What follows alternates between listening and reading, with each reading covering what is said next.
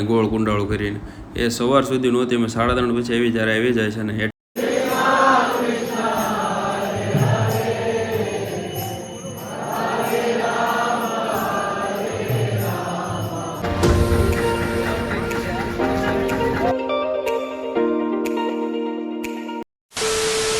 તો અત્યારે અમે પહોંચ્યા છીએ ગોવર્ધને, અને આ તમે જે જોઈ રહ્યા છો તે ગોવર્ધન બસ સ્ટેશન છે. અને હવે અહીંથી અમે જવાના છીએ ગોવર્ધન પર્વત બાજુ. અને અમારા મિત્રો પૂછી રહ્યા છે કે કઈ રીતનું શેડ્યુલ છે, કેમ કે અહીંયા રાત્રે 8:30 વાગ્યાની છેલ્લી બસ છે. એટલે એ પ્રમાણે ટાઈમ પ્રમાણે પણ જોવું પડશે, કેમ કે આની પછી અમને એક બસ નહીં મળે. અને અહીંથી પછી જવામાં બહુ અઘરું પડી જાય. એટલે 27 કિલોમીટરનો રૂટ છે અહીંથી ગોવર્ધનથી તે વૃંદાવન સુધીનો 27 કિલોમીટર.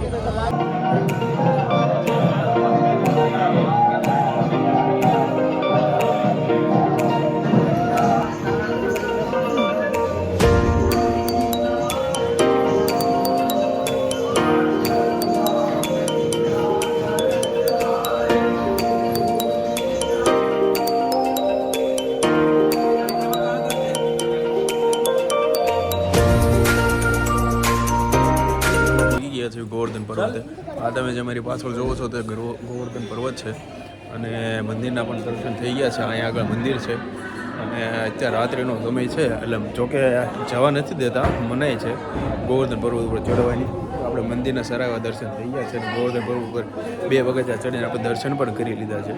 અને ગોવર્ધન પર્વતનું એવું કહેવામાં આવે છે કે પહેલાં તે 30,000 મીટર ઊંચો હતો, અને અત્યારે માત્ર ગૂગલના અંદાજા પ્રમાણે, એટલે એમાં જે લખાણ હતું એના પ્રમાણે અત્યારે 30 મીટર જ રહી ગયો છે. કેમ કે ગોવર્ધન પર્વતને શ્રાપ મળેલો હતો પુલત્સ્ય ઋષિ તરફથી એક શ્રાપ મળેલો હતો ગોવર્ધન પર્વતને પણ, કે રોજ મુઠ્ઠીભર તું જમીનમાં સમાતો જાય છે એમ. રોજ તું જમીનમાં સમાતો, એટલે 30,000 મીટરથી અત્યારે તે 30 મીટર સુધી રહી ગયો છે. અને કળિયુગના સમયમાં ગોવર્ધન પર્વત આખો ધરતીમાં સમાઈ ગયો છે. તો અત્યારે અમે ગોવર્ધન પર્વતની પરિક્રમા કરીને અત્યારે નીકળી ગયા છીએ બસ સ્ટેન્ડની તરફ, કેમ કે ટાઈમ બહુ ઓછો હતો. એટલે પરિક્રમા અમે કરી નાખી છે, અને ધીમે ધીમે બસ સ્ટેન્ડ તરફ નીકળી ગયા છીએ. અત્યારે અમે પહોંચી ગયા છીએ ઇસ્કોન ટેમ્પલે, અને ગોવિંદામાં અત્યારે થોડુંક જમી લઈએ અમે, અને પછી રાત્રે અમે થોડુંક શોપિંગ કરીને વહેલા સાથે સૂઈ જઈએ. 2:30 વાગે અમારે જવાનું છે બ્રહ્માનંદજી મહારાજને મળવા. બધા બેસી ગયા છે લંઘાઈ ગયેલાની જેમ. ભૂખ તમે જોઈ શકો છો મોઢા ઉપરથી કે કેટલી ભૂખ લાગી ગઈ છે.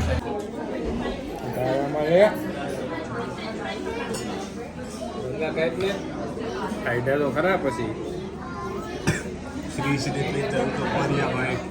આરોગ્ય બધા ખાય છે, બધા ખાય છે. હું લૂંટો છું મારી ડીશ જો તને કોને ના પાડી લઈ લે ને. આવું કાંઈ હોતું હોય છે ના. જો તું સ્નેપ પાડ લે ભાઈ, પહેલાં સ્નેપ પાડ લે. જેલી અંકાણું છે, જેલી નથી. જેલી. અતિ આદરણીય શ્રી શ્રી પ્રીત રંગપરિયા શેઠ બેઠા હોય ત્યારે અમારા મુખમાંથી શબ્દો સરે જ નહીં. હવે એમની કંઠનળીમાંથી જે શબ્દોનો આલાપ છેડાય, જે રીતે પાણીને વહેવડાવી રહ્યા છે આ પાત્રમાં, એ જોઈને એમની અદા ઉપર તો, અને એમનું મરક હાસ્ય જાણે કોઈ સ્વર્ગમાંથી કોઈ વાત આવી રહ્યું હોય. અને એમની મૃદુતા તો જુઓ, આટલું મહાનતમ વ્યક્તિત્વ હોવા છતાંય તે પણ લંબાની એમના ક્ષમતા કહેવાય ને, વૃક્ષમાં ફળ આવે એટલે નમી જાય, એવું એમનું અસ્તિત્વ છે.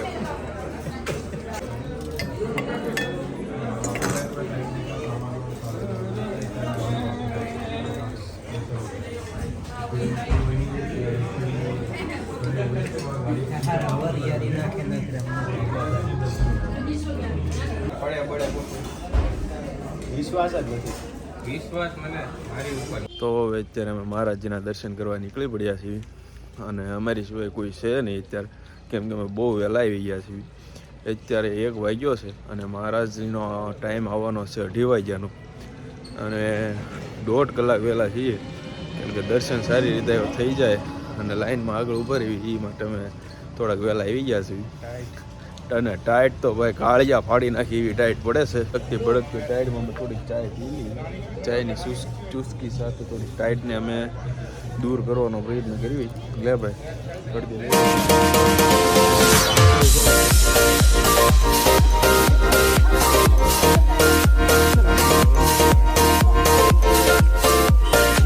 ચા પીને અમે થોડાક આગળ આવી ગયા છીએ અને મેગી જોઈને અમને અને મારા ફ્રેન્ડ એવા પ્રીતભાઈને અમને ભૂખ લાગી ગઈ છે. જોકે આજ થોડુંક જમવાનું પણ ઓછું ભાવ્યું હતું એટલે હજી સ્વામીને આવવાની મહારાજને આવવાની થોડીક વાર છે એટલે અમે થોડીક મેગી ખાઈ લઈએ અને ગરમ ગરમ ઉપાડી લઈએ એટલે વાંધો ન આવે. બરોબર ને? ટાઈટ થોડીક ઓછી થઈ જાય.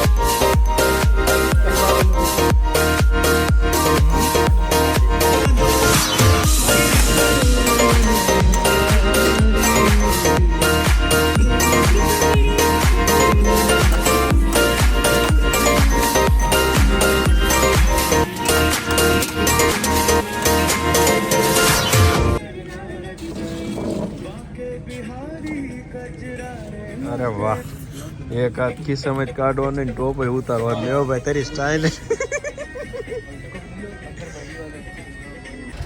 તો મહારાજના સ્વાગતમાં અત્યારે ભક્તો અને સેવાભાવીઓ અત્યારે આતુરતાથી અને ઉમંગથી અત્યારે તેના સ્વાગતમાં ફૂલો અને રંગોલીનું આયોજન કરી રહ્યા છે. ટૂંક સમયમાં મહારાજ આવી રહ્યા છે.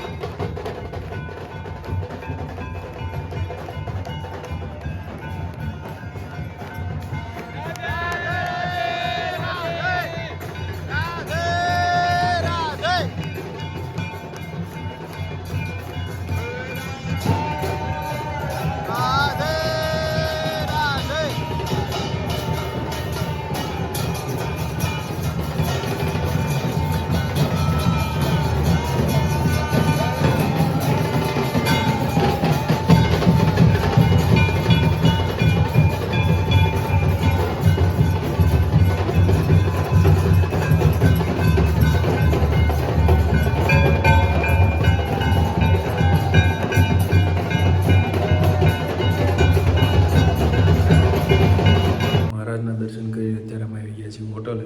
3:30 જેવું થઈ ગયું છે. 1 વાગ્યાના અમે ગયા હતા અને 3:30 જેવું થઈ ગયું છે.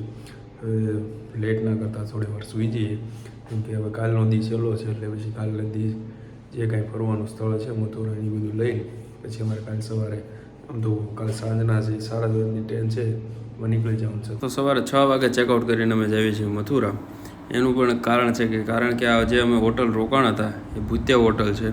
અમે આખી રાત સૂતા નથી અને સવારે 6 વાગે ચેકઆઉટ કરીને મારે જવું પડે છે. આજે તમે ટેબલ ઉપર ખુશ જોવો છો વાળની ગોળ કુંડાળું કરીને એ સવાર સુધી નહોતી. અમે 3:30 પછી આવી ત્યારે આવી જાય છે અને હેઠેના ફ્લોરના બધા રૂમને તાળા દીધેલા હોય છે. ઉપરના ફ્લોરના બધા રૂમ બુક હોય છે. એક જ હોટલમાં નીચેના ફ્લોરના બધા રૂમ ખાલી હોય છે અને ઉપરના ફ્લોરના બધા રૂમ બુક હોય છે. તો એ પણ એક જોવા રેખી વાત હોય છે. અમે બધા બહુ બી જઈએ છીએ એટલે મેં સવારમાં 6 વાગે ચેકઆઉટ કરીને અમે નીકળી જઈએ છીએ. અમારે જાણવું તો હતું કે ભાઈ આ શું થયું, કોઈ આવ્યું છે કે નથી આવ્યું. એ માટે અમે રિસેપ્શનમાં આવી છીએ અને રિસેપ્શનવાળાને બોલાવીએ છીએ કે અમારા ભાઈ કેમેરા ચેક કરાવવા છે. તો ફાઇનલી ભાઈ એ આવે છે અને અમે કેમેરા ચેક કરાવીએ છીએ. 1 થી 3:30 સુધીના અમે કેમેરા ચેક કરાવીએ છીએ. 1 વાગ્યાથી 3:30 સુધીમાં અમે જે જાવીએ છીએ ને આવીએ છીએ એની સિવાય બીજું કંઈ આવતું નથી.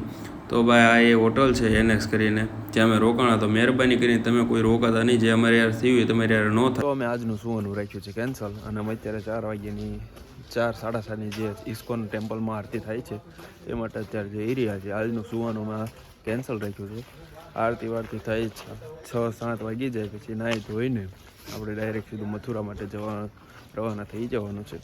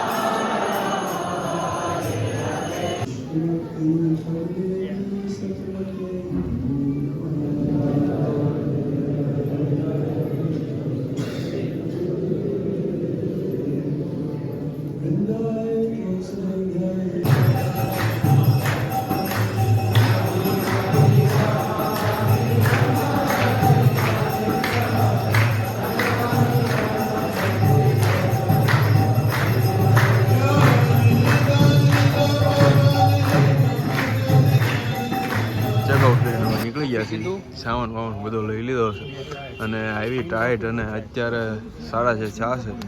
ટાઈટને થોડી હળવી કરવા માટે અત્યારે અમારા મિત્રો થોડીક ચાય અને કોફીનો ટેકો કરી રહ્યા છે. कृष्णा को लेके जाएंगे और एक भाई आए हमारा वही लड़का आता है अहमदाबाद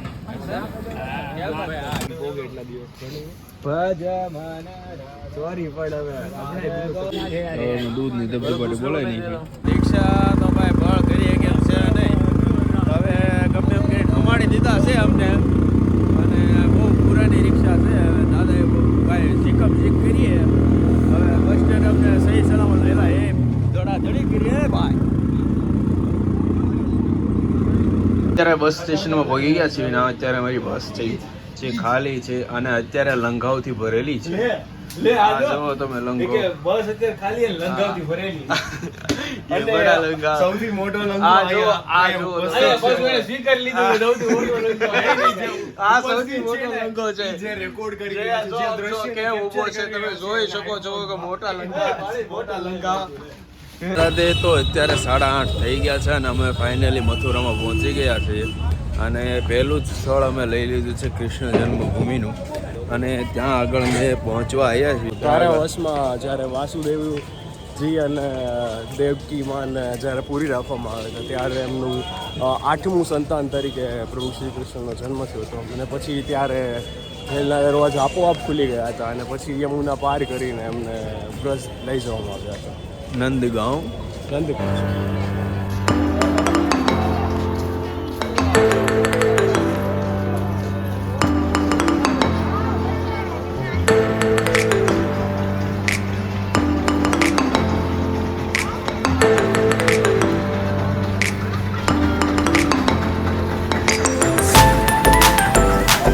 તો અત્યારે અમે કૃષ્ણભૂમિથી અત્યારે અમે પરત આવ્યા છીએ અને બહુ જ સુંદર જગ્યા છે અને બહુ જ ઘણું જોવા રહેવું છે પણ અંદર ફોન અલાઉડ નહોતો એના કારણે અમે ફોન અંદર નથી લઈ જઈ શક્યા.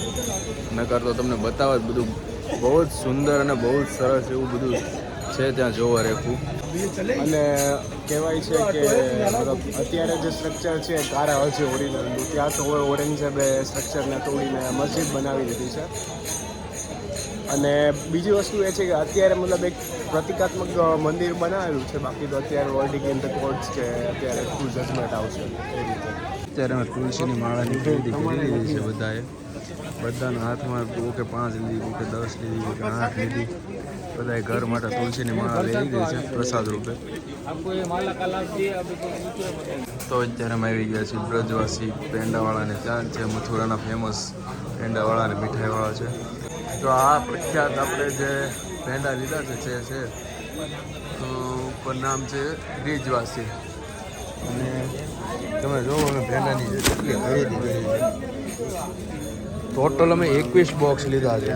પેલા 21 બોક્સ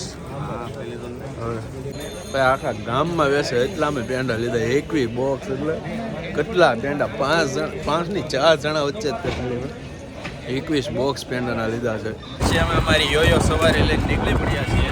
અત્યારે પહેલાં અમે રેલવે સ્ટેશને જઈશું, ત્યાંથી થોડોક સામાન છે એ લઈ લઈશું કેમ કે બે ભાઈઓ અમારે ફ્લાઇટમાં જવાનું છે એટલે આ લોકોની ફ્લાઇટ છે ને અમારે રાત્રે ટ્રેન છે એટલે પહેલાં એ બંનેનો સામાન લઈને પછી એને આગ્રા તરફ રવાના કરી દેવાના છે અને આપણે ગોકુળ તરફ હવે અમે મારી ફટફટી લઈને હવે નીકળી ગયા છીએ ગોકુળ તરફ. ગોકુળમાં થોડુંક આજુબાજુના જે 5-6 મંદિર છે તે ફરશું ને અમારા હવે બંને ભાઈઓ જ્યારે નીકળી ગયા છે આગ્રા અને જ્યાંથી તેની ફ્લાઇટ છે તે રવાના થઈ ગયા. હવે અમે વૈજા ગયા 3 જણા થઈ. અમારે રાત્રે 7:30 ટ્રેન છે એટલે અમે તે રાત્રે 7:30 આજે વિદાય લઈ લઈશું. અત્યારે અમે ગોકુળ પહોંચી ગયા છીએ. 12:05 વાર છે અને રમણ રહેતી અહીંથી 2.5 કિલોમીટર જેવું દૂર છે. જોકે અત્યારે તે બંધ થઈ જશે, 12 વાગે તે બંધ થઈ જશે એટલે અત્યારે ત્યાં જવાનું કોઈ મિનિંગ નથી. એટલે અમે ગોકુળમાં જે આસપાસના જે પણ કાંઈ મંદિર છે તે જોઈ લઈએ.